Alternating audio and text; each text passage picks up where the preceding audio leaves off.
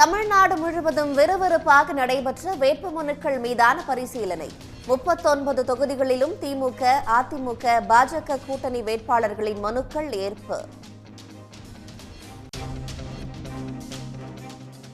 ராமநாதபுரம் தொகுதியில் 6 பன்னீர்செல்வங்களின் வேட்புமனுக்களும் ஏற்பு. சுயேட்சை சின்னத்தில் போட்டியிடுவதால் முன்னாள் முதல்வர் ஓ பன்னீர்செல்வத்துக்கு சிக்கல். கோவை பாஜக வேட்பாளர் அண்ணாமலை வேட்புமனு ஏற்கப்பட்டதற்கு எதிராக அதிமுக, நாம் தமிழர் கட்சி புகார். நீதிமன்ற முத்திரை தாளில் பிரமாண பத்திரம் தாக்கல் செய்துள்ளதை சுட்டிக்காட்டி மனு. தமிழ்நாடு முழுவதும் அனல் பறக்கும் தேர்தல் பிரச்சாரம். வீதி வீதியாக சென்று வேட்பாளர்கள் வாக்கு சேகரிப்பு.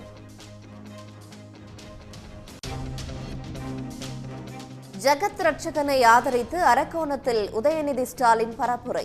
மதுரையில் சு வெங்கடேசனுக்கு ஆதரவாக பழனிவேல் தியாகராஜன் வாக்கு சேகரிப்பு.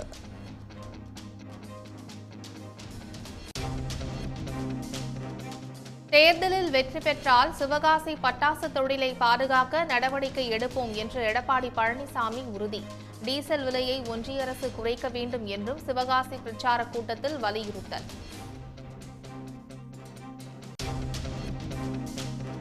அலங்காநல்லூர் அருகே தேனி தொகுதி அதிமுக வேட்பாளர் சார்பில் பணப்பட்டுவாடா. பெண்களை வரிசையில் நிற்க வைத்து தலா 100 ரூபாய் கொடுக்கும் காட்சி வெளியானது.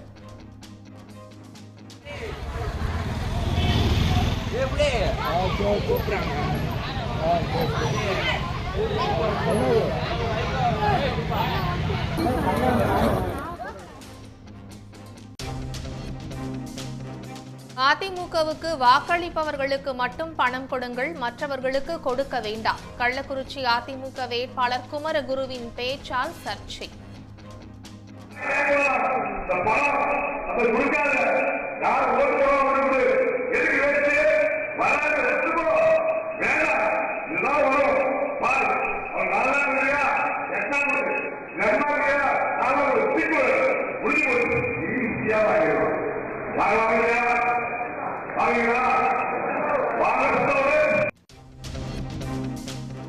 தேர்தலுக்கு பிறகு தேமுதிக, பாமக, பாஜக உள்ளிட்ட கட்சிகள் காணாமல் போகும். விழுப்புரத்தில் ரவிக்குமாருக்கு ஆதரவான பரப்புரையின் போது திருமாவளவன் திட்டவட்டம். தமிழ்நாடு தேர்தல் களத்தில் பாஜக ஒரு பொருட்டே இல்லை என அதிமுக முன்னாள் அமைச்சர் SP வேலுமணி விமர்சனம். வாக்குச்சாவடி முகவர்களையாவது நியமிக்க பாஜகவில் ஆள் உள்ளார்களா என்றும் கேள்வி. பாரதிய ஜனதா கட்சி கணக்கிலேயே இல்ல. வாட்ஸ்அப்ல, ட்விட்டர்ல இதுல அப்படியே பேட்டி கொடுத்துட்டு இருந்தா போட்டிக்கு வந்துட முடியுமா? நான் ஒண்ணு சொல்றேன், பாரதிய ஜனதா கட்சி 10 பூத்துல ஆள் போடுங்க பாப்பா, எல்லா பூத்துலையும். வரும் மக்களவைத் தேர்தலில் 11 லட்சம் பேர் முதன்முறையாக வாக்களிக்க தகுதி. 120 வயதை கடந்த 55 பேரும் வாக்களிக்க உள்ளதாக அறிவிப்பு. சென்னையில் ஆபரண தங்கத்தின் விலை புதிய உச்சத்தை தொட்டது. ஒரு சவரன் தங்கம் 50,000 ரூபாய்க்கு விற்பனை.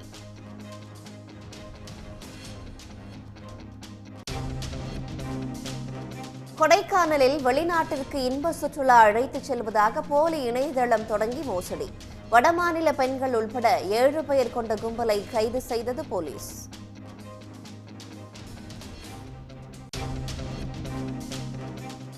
செலவு செய்ய பணம் இல்லாததால் தேர்தலில் போட்டியிடவில்லை என நிர்மலா சீதாராமன் பேசியதற்கு கடும் கண்டனம். ஐக்கிய முற்போக்கு கூட்டணி ஆட்சியில் டீ விற்றவர் கூட தேர்தலில் போட்டியிட்டதாக காங்கிரஸ் கிண்டல். அரவிந்த் கெஜ்ரிவாலுக்கு மேலும் 4 நாட்கள் அமலாக்கத்துறை காவல்.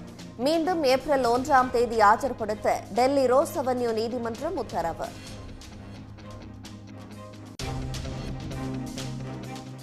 டெல்லி மதுபான கொள்கை வழக்கில் தொடர்புடைய ஷரத் ரெட்டி பாஜகவுக்கு 55 கோடி நன்கொடை அளித்தே ஜாமீன் பெற்றுள்ளார்.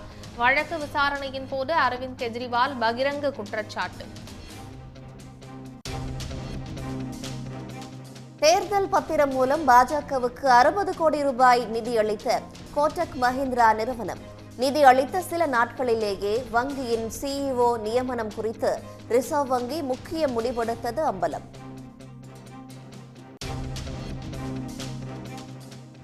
நடிகை நவ்னீத் ராணா பாஜகவில் சேர்ந்ததால் மராட்டிய தேசிய ஜனநாயக கூட்டணியில் குழப்பம். அமராவதி தொகுதி வேட்பாளராக நவ்னீத் அறிவிக்கப்பட்டதற்கு ஏக்நாத் ஷிண்டே தரப்பு கடும் எதிர்ப்பு.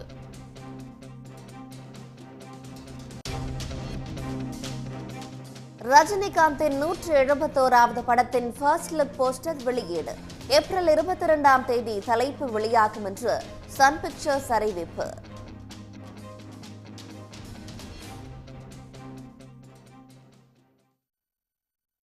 நாடாளுமன்ற தேர்தலில் சென்னையில் போட்டியிடும் திமுக, அதிமுக மற்றும் பாஜக வேட்பாளர்களின் வேட்புமனுக்கள் ஏற்றுக்கொள்ளப்பட்டன. மத்திய சென்னை தொகுதியில் போட்டியிடும் திமுக வேட்பாளர் தயாநிதி மாறன், தேமுதிக வேட்பாளர் பார்த்தசாரதி, பாஜக வேட்பாளர் வினோஜ் பி. செல்வம் ஆகியோரின் வேட்புமனுக்கள் ஏற்கப்பட்டுள்ளது. முன்னதாக பாஜக வேட்பாளர் வினோஜ் பி. செல்வத்தின் வேட்புமனுவில் முழு விவரங்கள் இல்லை என கூறி அவரின் மனுவை மறு ஆய்வு செய்ய வேண்டும் என திமுக தரப்பில் கோரிக்கை வைக்கப்பட்டது. அதேபோல் தென் சென்னை தொகுதியில் போட்டியிடும் தமிழச்சி தங்கபாண்டியன் வேட்புமனுவில் சாதி பெயரை குறிப்பிடவில்லை என கூறி அவரின் மனுவை ஏற்கக்கூடாது என சுயேட்சை வேட்பாளர் ஜெயராமன் எதிர்ப்பு தெரிவித்தார். ஆனால் வேட்புமனுவில் சாதியை குறிப்பிட வேண்டும் என்ற கட்டாயம் இல்லை என்பதால் தமிழச்சி தங்கபாண்டியனின் வேட்புமனு ஏற்றுக்கொள்ளப்பட்டது. இதேபோல் பாஜக சார்பில் போட்டியிடும் தமிழிசை சவுந்தரராஜனின் வேட்புமனுவில் முறையான ஆவணங்கள் இணைக்கப்படவில்லை என கூறி சுயேட்சை வேட்பாளர்கள் மோகன் மற்றும் பாலாஜி ஆகியோர் எதிர்ப்பு தெரிவித்தனர். ஆனால் தேர்தல் அலுவலர் வேட்புமனுவை நிராகரிக்க போதிய காரணங்கள் இல்லை என கூறி தமிழிசையின் வேட்புமனுவை ஏற்றுக்கொண்டார். அதிமுக வேட்பாளர் ஜெயவர்தன் மனுவும் ஏற்றுக்கொள்ளப்பட்டது. வடசென்னை நாடாளுமன்ற தொகுதியில் திமுக வேட்பாளர் கலாநிதி வீராசாமி, அதிமுக வேட்பாளர் ராயபுரம் மனோ, பாஜக வேட்பாளர் பால் கனகராஜ் ஆகியோரின் வேட்புமனுக்கள் ஏற்றுக்கொள்ளப்பட்டன. ராமநாதபுரத்தில் முன்னாள் முதலமைச்சர் ஓ பன்னீர்செல்வம் உள்பட அவரது பெயரில் தாக்கல் செய்யப்பட்ட 5 பேரின் வேட்புமனுக்கள் ஏற்கப்பட்டுள்ளன. ராமநாதபுரம் மக்களவைத் தொகுதியில் போட்டியிட 56 வேட்புமனுக்கள் தாக்கல் செய்யப்பட்டிருந்தன.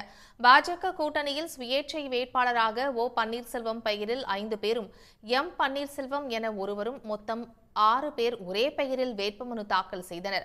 பரிசீலனையில் முன்னாள் முதல்வர் ஓ பன்னீர்செல்வம் உள்பட 6 பேரின் வேட்புமனுவும் ஏற்கப்பட்டது. இதனால் ராமநாதபுரத்தில் பன்னீர்செல்வம் பெயருடைய 6 பேர் போட்டியிடுவது உறுதியாகியுள்ளது. வேட்புமனுக்கள் பரிசீலனையில் திமுக கூட்டணியில் போட்டியிடும் இந்திய யூனியன் முஸ்லிம் லீக் வேட்பாளர் நவாஸ் கனி, அதிமுக வேட்பாளர் ஜெயபெருமாள், நாம் தமிழர் வேட்பாளர் சந்திரபிரபா உள்ளிட்டோரின் வேட்புமனுக்கள் ஏற்கப்பட்டன. மக்களவைத் தேர்தலில் போட்டியிடும் வேட்பாளர்களை ஆதரித்து அரசியல் கட்சித் தலைவர்கள் தீவிர பிரச்சாரத்தில் ஈடுபட்டு வருகிறார்கள்.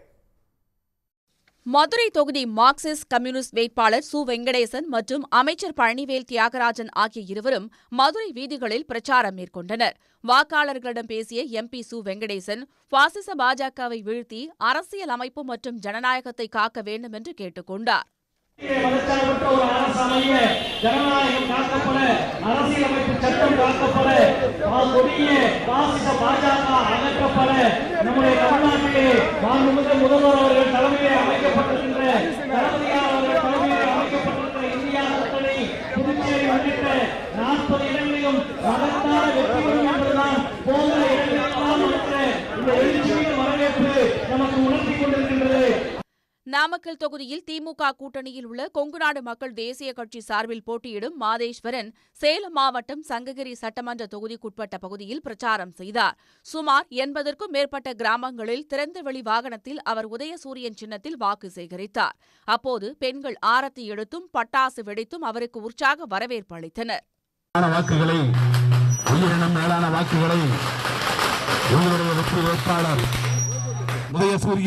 உதயசூரியன் மறந்து விடாதீர்கள் பெரியவர்களே, தாய்மார்களே, தளபதியார் அவர்களுடைய அன்பு தம்பி.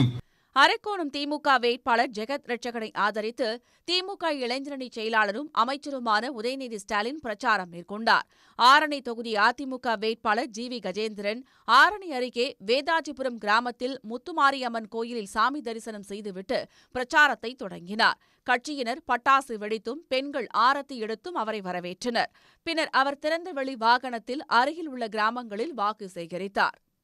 கிருஷ்ணகிரி தொகுதி அதிமுக வேட்பாளர் ஜெயபிரகாஷை ஆதரித்து அதிமுக துணை பொதுச் செயலாளர் KP முனுசாமி வேப்பனப்பள்ளி சட்டமன்ற தொகுதிக்குட்பட்ட பகுதியில் வாக்கு சேகரித்தார். சந்தர்ப்பவாதத்திற்காக மோடியை ஜெயலலிதாவுடன் ஒப்பிட்டு டிடிவி தினகரன் நாடகம் நடத்துவதாக KP முனுசாமி குற்றம் சாட்டினார். 400 இடங்களை நாங்கள் வெற்றி பெற்று விடுவோம், 350 இடங்களை வெற்றி பெற்று விடுவோம், கூட்டணி இல்லாமலே 350, கூட்டணி சேர்ந்தால் 400 என்றெல்லாம் ஒரு மாய தோற்றத்தை உருவாக்கி மக்களுடைய மனதை மாற்றி தனக்கு வாக்களிக்க வேண்டும் என்ற ஒரு சூழலை அந்த மாய தோற்றத்தை உருவாக்கி கொண்டிருக்கிறார்கள். அனைத்து இந்திய அளவிலே கொண்டு வருகின்ற அந்த மாய தோற்றத்தை அந்த கட்சியினுடைய ஒரு உறுப்பினர் வானதி சீனிவாசன் கோவையிலேயும் சொல்லிக் கொண்டிருக்கிறார். கோவை தேர்தல் முடிவு என்பது பாரதிய ஜனதா கட்சி எத்தனாவது இடத்திற்கு தமிழ்நாட்டில் செல்ல இருக்கிறது என்பதை இந்த வாக்காளர் பெருமக்கள் தெரிவிப்பார்கள் என்பதை நான் தெரிவித்துக் கொள்கிறேன். கடலூர் தொகுதி பாமக வேட்பாளர் தங்கர் பச்சான் கடலூரில் பிரச்சாரம் மேற்கொண்டார். செய்தியாளர்களிடம் பேசிய அவர் மக்களின் நலனுக்காகவே சினிமாவை விட்டு தேர்தலில் போட்டியிடுவதாக தெரிவித்தார். அதனால் மக்களுக்கு நான் எளிதாக அறியப்பட்ட ஒரு ஆளாக இருக்கேன். மற்ற வேட்பாளர்களுடைய நோக்கம் என்னன்றது உங்களுக்கு தெரியும். அவங்களாம் அரசியலில் வரணும், ஒரு எம்பி ஆகணும், போகணும், வரணும், இவ்வளோதான். எனக்கு அது இல்லை. எம்பியே இல்லைனாலும் நான் என்றைக்கு உங்களுக்காக போராடிக்கிட்டே இருப்பேன். என்றைக்கு எங்கே இருந்தாலும் என்னுடைய தொலைபேசி என்ன நான் கொடுத்துட்டேன். யார் வேணாலும் என்ன தொடர்புகள்லாம் என்ன செய்யலாம். வேறு என்னங்க இருக்குது? ஒரு பிறவியில் நான் இந்த போட்டுக்கு துணி கொடுத்தது யார்? நான் வர்ற சாலையை போட்டு கொடுத்தது யார்? எனக்கு உணவு விடுறவன் யார்? இந்த குப்பையெல்லாம் அள்ளுறவன் யார்? இந்த மக்களுக்கு செய்யாமல் உங்களுக்கு என்னங்க வேலை? அதை நான் செய்வேன். புதுச்சேரி முதலியார்பேட்டை பகுதியில் பாஜக வேட்பாளர் நமச்சிவாயத்திற்கு ஆதரவாக முதல்வர் ரெங்கசாமி பிரச்சாரம் மேற்கொண்டார். திறந்தவெளி ஜீப்பில் வீதி வீதியாக சென்று வாக்கு சேகரித்த முதல்வர் ரெங்கசாமி நமச்சிவாயம் வெற்றி பெற்றால் அவர் ஒன்றிய அமைச்சராகும் வாய்ப்பு உள்ளது என்றார். முதலியார்பேட்டையில் முதல்வர் ரெங்கசாமி பிரச்சாரம் செய்ததால் 200க்கும் மேற்பட்ட போலீசார் பாதுகாப்பு பணியில் ஈடுபட்டிருந்தனர். பரப்புரை கூட்டத்திற்கு வந்த தொண்டர்களை விட போலீசாரின் கூட்டம் அதிகமாக இருந்தது. ரெங்கசாமி மற்றும் நமச்சிவாயத்திற்கு பாஜக மகளிர் அணியினர் ஆரத்தி எடுக்கும்போது கற்பூரம் அணைந்தது. அதேபோல என்ஆர் காங்கிரஸ் கட்சி கொடியை தொண்டர்கள் தலைகீழாக ஏற்றி பரப்புரையில் ஈடுபட்டனர். தேர்தலில் வெற்றி பெற்றால் சிவகாசி பட்டாசு தொழிலை பாதுகாக்க தேவையான நடவடிக்கைகளை அதிமுக கூட்டணி மேற்கொள்ளும் என்று அதிமுக பொதுச் செயலாளர் எடப்பாடி பழனிசாமி உறுதியளித்துள்ளார். விருதுநகர் தொகுதி தேமுதிக வேட்பாளர் விஜய பிரபாகரனை ஆதரித்து சிவகாசியில் நடைபெற்ற தேர்தல் பிரச்சார கூட்டத்தில் கலந்து கொண்டு அவர் பேசினார். ஆட்சியில் இருந்தாலும் இல்லாவிட்டாலும் மக்கள் நலனுக்காக செயல்படும் கட்சி அதிமுக என்று எடப்பாடி பழனிசாமி கூறினார். பிரதமருக்கு தூக்கம் வரவில்லை என்று கூறும் முதலமைச்சருக்குத்தான் தூக்கம் போய்விட்டதாக தெரிவித்தார். டீசல் மீது ஒன்றிய அரசு 70% வரை வரியாக விதிப்பதாக குறிப்பிட்ட அவர் டீசல் விலை குறைப்பில் ஒன்றிய மாநில அரசுகள் மக்களை ஏமாற்றி வருவதாக சாடினார். இன்றைக்கு மத்திய அரசு கச்சா எண்ணெய் இறக்குமதி செய்கிறது, குறைஞ்ச விலையில் இறக்குமதி செய்து. ஆனால் அதற்கு வரி போட்டு இன்றைக்கு கிட்டத்தட்ட வரியே 70% வந்துடுது. வரி முட்டை 70% வந்துடுது. அப்போ அதையும் அவர்கள் மத்திய அரசாங்கம் குறைக்க வேண்டும். மக்களுடைய கஷ்ட நஷ்ட துன்பங்களை உணர்ந்து மத்திய அரசு குறைக்க வேண்டும் என்று நாங்கள் பல முறை தேர்தல் அறிக்கை எங்களுடைய அறிக்கையின் மூலமாக கேட்டுக்கின்றோம், ஊடகத்தின் மூலமாக கேட்டுக்கின்றோம். ஆனால் வெறும் 2 ரூபா தான் குறைச்சிருக்கிறாங்க. மத்திய அரசாங்கம் வெறும் 2 ரூபா தான் குறைச்சிருக்குது. ஆகவே மத்திய அரசும் மாநில அரசும் மக்களை ஏமாற்றி கொண்டிருப்பதை இந்த நேரத்தில் வெளிப்படையாக தெரிகிறது. பட்டாசு தொழிலை பாதுகாக்க முதலமைச்சர் எந்த நடவடிக்கையும் எடுக்கவில்லை என்று குற்றம் சாட்டிய எடப்பாடி பழனிசாமி அதிமுக கூட்டணி வெற்றி பெற்றால் பட்டாசு தொழிலுக்கான தடைகள் தகர்த்தெறியப்படும் என்று கூறினார். ஆளுநர் நடுநிலையோடு செயல்பட வேண்டும் என்பதுதான் அதிமுகவின் நிலைப்பாடும் என்று அவர் தெரிவித்தார். தேர்தல் வாக்குறுதிகளை திமுக நிறைவேற்றவில்லை என்றும் எடப்பாடி பழனிசாமி குற்றம் சாட்டியுள்ளார். வரலாற்றிலேயே முதன்முறையாக தங்கத்தின் விலை சவரனுக்கு 50,000 தொட்டிருப்பது சாமானியர்களை அதிர்ச்சியடைய செய்துள்ளது. தங்கத்தின் விலை முன் எப்போதும் இல்லாத வகையில் உச்சத்தை தொட்டு வருகிறது. இன்று வரலாற்றிலேயே முதன்முறையாக ஆபரண தங்கத்தின் விலை ஒரு சவரன் 50,000 தொட்டிருக்கிறது. ஒரே நாளில் சவரன் 280 ரூபாய் அதிகரித்திருக்கிறது. ஒரு கிராம் 6,250 ரூபாய்க்கு விற்கப்படுகிறது. வெள்ளி விலை கிலோவுக்கு 300 ரூபாய் அதிகரித்து 80,500 ரூபாய்க்கும், ஒரு கிராம் 80 ரூபாய் 50 காசுக்கும் விற்கப்படுகிறது. இது நடுத்தர மற்றும் ஏழை மக்களை அதிர்ச்சியில் ஆழ்த்தி இருக்கிறது. தங்களது குழந்தைகளை திருமணம் செய்து கொடுக்கும் காலத்தில் தங்கம் எட்டாக்கனி ஆகிவிடுமோ என்றும் அவர்கள் கவலை தெரிவிக்கின்றனர். எங்கள் காலத்துக்கெல்லாம் நாங்கள் போட்டாங்க செஞ்சாங்க, போடலனாலும் கட்டின்னு போயிட்டாங்க. இப்போ இருக்கிற காலத்துக்கெல்லாம் இவ்வளோ போடுறீங்களா அவ்வளோ போடுறீங்களான்னு கேட்குறாங்க. இவ்வளோ விலை விற்றா ஒரு குழந்தைங்கள எப்படி கட்டிக்க முடியும்? ஏழைங்களுங்கிறாங்க, பணக்காரங்க எப்படியோ வாங்கி சமாளிச்சிடலாம். ஏழைப்பட்டவங்க எப்படி வாங்கி ஒரு குழந்தைங்கள கட்டி கொடுக்க முடியும் இவ்வளோ விலை விற்றா? இதுக்கு தகுந்த நடவடிக்கை எடுங்க. 50,000 ரூபாய் ஒரு சவரன் விற்றாக்கா இருக்கிற ஜென்ரேஷன்லாம் எப்படி நாங்கள் மேரேஜ் பண்ணுறது? இல்லை தங்கத்தை போட்டுன்னு வெளியே தான் போக முடியுமா? இல்லை விற்கிறதும் தெரியல, தங்கம்னு தெரியல, திருடனுங்க எங்கள் பின்னாடியே வரானுங்க. ஒரு பப்ளிக்கில் நகையும் போட்டுன்னு போக முடியல, நகையும் வாங்க முடியல. கோல்டு ரேட் ஏறிட்டே போகுது. இன்றைக்கெலாம் மேரேஜ் பண்ணும்போது பார்த்திங்கன்னா 25,000 கிட்ட இருந்தது, இப்போ 50,000 கிட்ட வந்திருக்கு. இன்னும் என்னுடைய கிட்க்கு வந்து ஒரு 8 இயர்ஸ் ஆகுது. ஆஃப்டர் அவளுக்கு 25 இருக்கும்போது 1 lakh நியர்லி வந்துடும் போல். நாங்கள் எப்படி கல்யாணம் பண்ணி வைப்போம்னு தெரியல. முன்னெல்லாம் வந்து பங்களா கேட்பாங்க, கார் கேட்பாங்க. இப்போ வந்து பார்த்திங்கன்னா அந்த வேல்யூக்கு பதில் கோல்டு தான் கேட்பாங்க போல இருக்குது. மத்திய கிழக்கு நாடுகளில் தொடரும் போர் சூழல் உலக பொருளாதாரத்தில் தாக்கத்தை ஏற்படுத்தி வருகிறது. இச்சூழலில் அமெரிக்க மத்திய வங்கியும் வட்டி விகிதத்தை குறைக்கும் என்றே கூறப்படுகிறது. இதனால் பெரிய முதலீட்டாளர்கள் தங்கத்தில் அதிக அளவில் முதலீடு செய்து வருகின்றனர். இதுவே இந்த விலை உயர்வுக்கு காரணம் என பொருளாதார நிபுணர்கள் கருத்து தெரிவிக்கின்றனர்.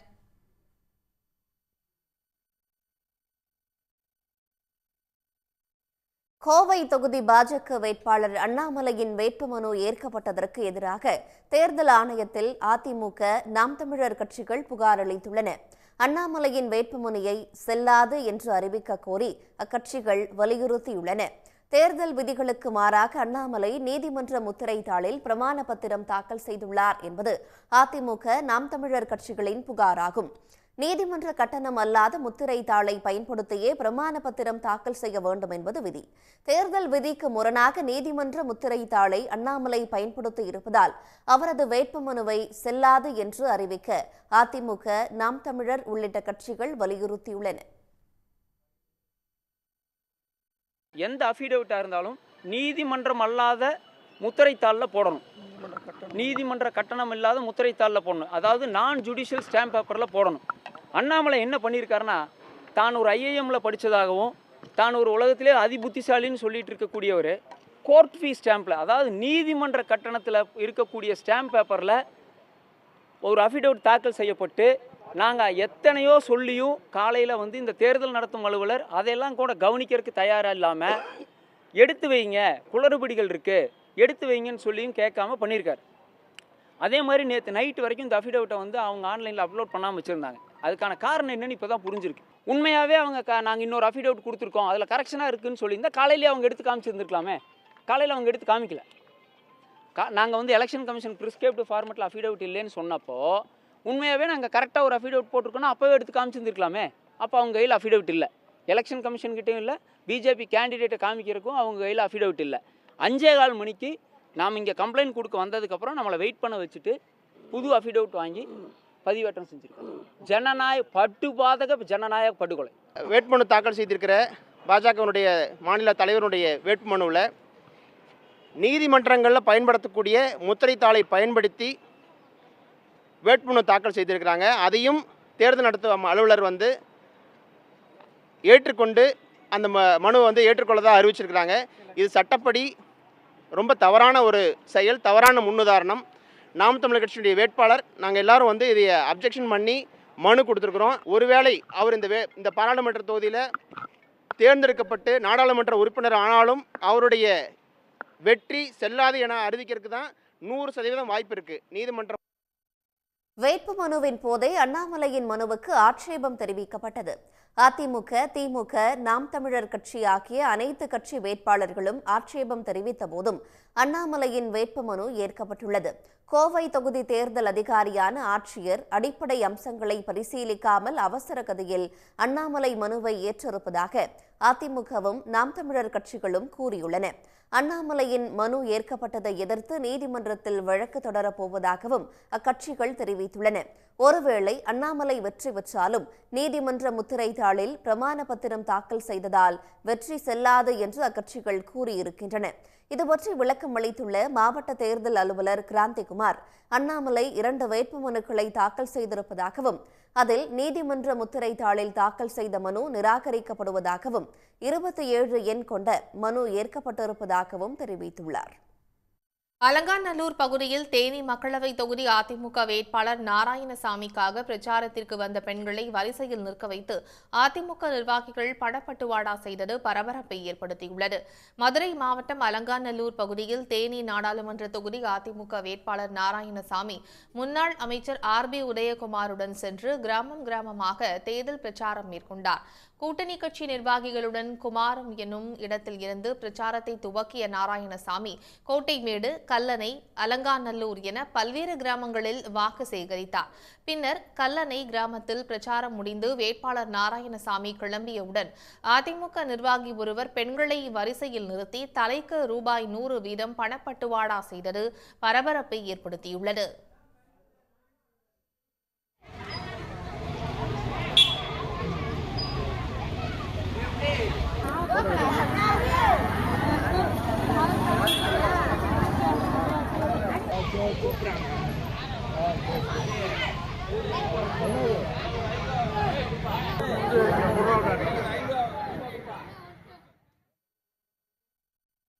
பட்டப்பகலில் பலரும் வீடியோ எடுப்பது கூட தெரியாமல் அதிமுக நிர்வாகி தீவிரமாக பணப்பட்டுவாடாவில் ஈடுபட்டுள்ளார்.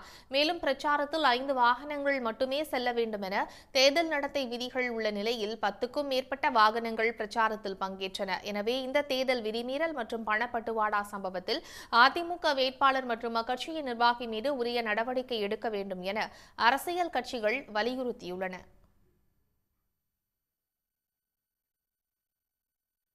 டெல்லியில் குடியரசுத் தலைவர் ஆட்சியை அமல்படுத்த அரசியல் சதி நடப்பதாக அம்மாநில முதலமைச்சர் அரவிந்த் கெஜ்ரிவால் குற்றம் சாட்டியுள்ளார். டெல்லி மதுபான கொள்கை முறைகேடு வழக்கில் கடந்த 21ஆம் தேதி கெஜ்ரிவாலை அமலாக்கத்துறை கைது செய்து காவலில் வைத்து விசாரித்தது. இதனையடுத்து அவர் டெல்லி ரோஸ் அவென்யூ நீதிமன்றத்தில் ஆஜர்படுத்தப்பட்டார். அப்போது டெல்லியில் குடியரசுத் தலைவர் ஆட்சியை அமல்படுத்துவது தொடர்பாக துணைநிலை ஆளுநர் ஆலோசித்து வருவதாக வெளியான தகவல் குறித்து அரவிந்த் கெஜ்ரிவாலிடம் செய்தியாளர்கள் கேள்வி எழுப்பினர். இதற்கு பதிலளித்த அவர், இது அரசியல் சதி என்றும் இதற்கு மக்கள் தகுந்த பாடம் புகட்டுவார்கள் என்றும் கூறினார்.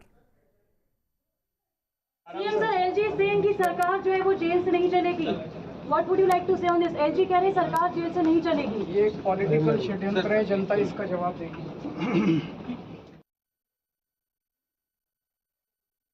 கெஜ்ரிவாலின் காவலை மேலும் 7 நாட்களுக்கு நீட்டிக்க வேண்டுமென அமலாக்கத்துறை கோரியது. இது தொடர்பான வழக்கு விசாரணையின் போது கெஜ்ரிவால் தனக்காக தானே ஆஜராகி வாதாடினார். ஆம் ஆத்மி கட்சியை சீர்குலைக்க வேண்டும் என்பதே அமலாக்கத்துறையின் ஒரே நோக்கம் என்று அவர் குறிப்பிட்டார். இந்த வழக்கில் தொடர்புடைய சரத் ரெட்டி பாஜகவுக்கு 55 கோடி ரூபாயை நன்கொடை அளித்தே ஜாமீன் பெற்றதாக அவர் கூறினார். இந்த மோசடிக்கான ஆதாரம் தம்மிடம் உள்ளதாகவும் பணப்பரிமாற்ற தரவுகள் இருப்பதாகவும் வாதிட்டார். இடைத்தரகர் ராகவ் மங்குதா 6 வாக்குமூலங்களை அளித்திருப்பதாகவும் அமலாக்கத்துறை என்ன கூற வேண்டுமென உத்தரவிட்டார்களோ அதைத்தான் பேசியிருப்பதாகவும் அவர் கூறினார். இந்த அறிக்கைகள் முதலமைச்சர் பதவியில் இருக்கும் ஒருவரை கைது செய்ய போதுமானதா என்றும் கெஜ்ரிவால் கேள்வி எழுப்பினார். அமலாக்கத்துறையின் நோக்கம் தம்மை இந்த வழக்கில் சிக்க வைக்கும் என்பது மட்டுமே என்றும் அவர் வாதத்தை முன்வைத்தார். அரவிந்த் கெஜ்ரிவாலின் கருத்துக்கு அமலாக்கத்துறை கடும் எதிர்ப்பு தெரிவித்தது. கோவா தேர்தலில் பயன்படுத்தப்பட்ட லஞ்சத் தொகையை ஆம் ஆத்மி பெற்றுள்ளது என்று அமலாக்கத்துறை வாதிட்டது. அமலாக்கத்துறை எத்தனை நாட்கள் காவலில் வைத்து விசாரிக்க விரும்புகிறதோ அதற்கு முழு ஒத்துழைப்பு அளிப்பதாக கெஜ்ரிவால் கூறினார். எதிர்ப்பு ஏதும் தெரிவிக்காததால் அவருக்கு மேலும் 4 நாட்கள் காவலை நீட்டித்து நீதிமன்றம் உத்தரவிட்டுள்ளது. இதனிடையே அரவிந்த் கெஜ்ரிவால் முதலமைச்சராக தொடர தடை விதிக்க டெல்லி உயர்நீதிமன்றம் மறுத்துவிட்டது. இதில் நீதிமன்றம் தலையிட முடியாது என்று கூறி மனுவை தள்ளுபடி செய்து நீதிபதிகள் உத்தரவிட்டனர். நாடாளுமன்ற தேர்தலில் சுமார் 11 லட்சம் வாக்காளர்கள் முதல் முறையாக வாக்களிக்க உள்ள நிலையில் 120 வயதை கடந்த 55 பேரும் ஜனநாயக கடமையாற்ற உள்ளனர். தமிழ்நாட்டில் 6,23,26,901 வாக்காளர்கள் இருக்கிறார்கள். இதில் 10,92,420 பேர் முதல் முறையாக ஜனநாயக கடமையாற்ற இருக்கிறார்கள். 20 முதல் 29 வயது வரையிலான இளம் வாக்காளர்களாக 1,10,17,679 பேர் வாக்களிக்க தகுதி பெற்றுள்ளனர். மூத்த குடிமக்களான அதாவது 80 முதல் 120 வயதுக்கு மேல் 14,44,881 பேர் வாக்களிக்க உள்ளனர். இதில் 80 முதல் 89 வயது வரையில் 12,38,277 பேரும், 90 முதல் 99 வயது வரையில் 2,01,037 பேரும், 100 முதல் 109 வயது வரையில் 5,368 பேரும் வாக்களிக்க உள்ளனர். 110 முதல் 119 வயது வரையில் 114 பேர் வாக்களிக்க உள்ளனர். 120 வயது கடந்த 55 பேரும் வரும் நாடாளுமன்ற தேர்தலில் வாக்களிக்க உள்ளதாக தேர்தல் ஆணையம் தெரிவித்துள்ளது.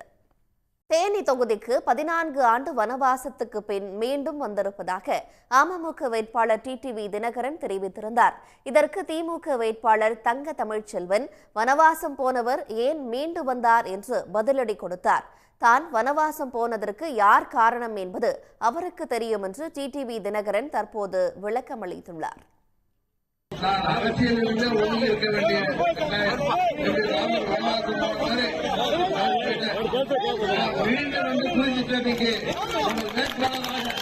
ஒரு 14 ஆண்டுகள் கிடைத்த இன்றைக்கு உங்களை சந்திக்க மீண்டும் ஓடோடி வந்திருக்கின்றேன். வனவாசம் போனவர் அப்படியே போயிருக்க வேண்டியதானே, ஏன் மீண்டு வந்தார்னு எனக்கு தெரியல. தேர்தல் களம்ன்றது டெய்லி மக்களை பார்த்து, இந்த மாண்புமிகு அமைச்சர் என் கூட இருக்காரு, இன்னொரு அமைச்சர் இருக்காரு, அந்த மாவட்ட செயலாளர் 2 பேர். வாக்குச்சாவடி முகவர்களை நியமிக்கவாவது பாஜகவில் ஆட்கள் உள்ளார்களா என அதிமுக முன்னாள் அமைச்சர் SP வேலுமணி கேள்வி எழுப்பியுள்ளார். கோவையில் நடைபெற்ற அதிமுக கூட்டத்தில் பங்கேற்று பேசிய அவர் தமிழ்நாட்டு தேர்தல் களத்தில் பாஜக ஒரு பொருட்டே இல்லை என்று கூறினார். பாரதிய ஜனதா கட்சி கணக்கிலேயே இல்லை, அவங்கள பத்தி கவலையும் இல்லை. ஏன்னா போட்டிக்கே வர முடியும். எப்படி போட்டிக்கு வர முடியும்? வாட்ஸ்அப்ல ட்விட்டர்ல இதுல அப்படியே பேட்டி கொடுத்துட்டு இருந்தா போட்டிக்கு வந்துட முடியுமா? வர முடியுமா? எனக்கு என்ன ஓட்டு இருக்கு உங்களுக்கு? ஒவ்வொரு தேர்தல் நீங்க தான் உங்களுக்கு தான் தெரியும். ஒவ்வொரு ஊர்ல என்ன ஓட்டு வாங்குவாங்க. நான் ஒன்னே ஒண்ணு சொல்றேன், பாரதிய ஜனதா கட்சி 10 பூத்துல ஆள் போடுங்க பாப்பா, எல்லா பூத்தும். அதுக்கப்புறம் கூட போட்டிக்கு வாங்க, அதுக்கப்புறம் போட்டிக்கு வாங்க. அடுத்து இன்னைக்கு பாரதிய ஜனதா கட்சி ஒரு 4% ஓட்டு வச்சுக்க, மீறி அவருக்கு நல்ல செல்வாக்கு வந்துருச்சு அப்படின்னா 10% ஓட்டு வாங்குவாங்க. 10%, 12%, 15% வாங்கினாலும் ஜெயிக்க முடியுமா? ஜெயிக்க முடியுமா? திமுக தான் போட்டி தமிழ்நாட்டில். நாடாளுமன்ற தேர்தலுக்கு பிறகு பாஜக, தேமுதிக, பாமக உள்ளிட்ட கட்சிகள் காணாமல் போகும் என்று விடுதலை சிறுத்தைகள் கட்சி தலைவர் திருமாவளவன் தெரிவித்துள்ளார். விழுப்புரத்தில் கட்சியின் வேட்பாளர் ரவிக்குமாருக்கு ஆதரவான பரப்புரையின் போது பேசிய போது இதனை தெரிவித்த அவர், சமூக நீதிக்கு எதிராக கூட்டணி அமைத்துள்ள கட்சிகளுக்கு மக்கள் பாடம் புகட்ட வேண்டும் என்றும் கேட்டுக்கொண்டார். ஒவ்வொரு நாளும் விலைவாசி உயர்வு வானத்தை தொடக்கூடிய அளவுக்கு போய்கொண்டிருக்கிறது. பெட்ரோல் டீசல் விலை உயர்வு 3 மாதங்களுக்கு ஒரு முறை நிகழ்ந்து கொண்டே இருக்கிறது. இந்த தேர்தலை ஒட்டி சமையல் எரிவாயு, பெட்ரோல், டீசல் ஆகியவற்றின் விலையை கொஞ்சம் குறைத்து நாடகம் ஆடுகிறார் மோடி. தேர்தல் முடிந்த உடனேயே நீங்கள் வாக்கு போட்டு முடிந்த அடுத்த நாளே பெட்ரோல் டீசல் விலையை மீண்டும் உயர்த்துவார் மோடி. சாதி உணர்வுகளை தூண்டுவதும் மதவெறியை திணிப்பதும் தான் அவர் செய்து கொண்டிருக்கிற தொண்டு. இந்த நிலையில்தான் பிஜேபி ஆட்சியை தூக்கி எறிய வேண்டும். அது மீண்டும் தொடரக்கூடாது.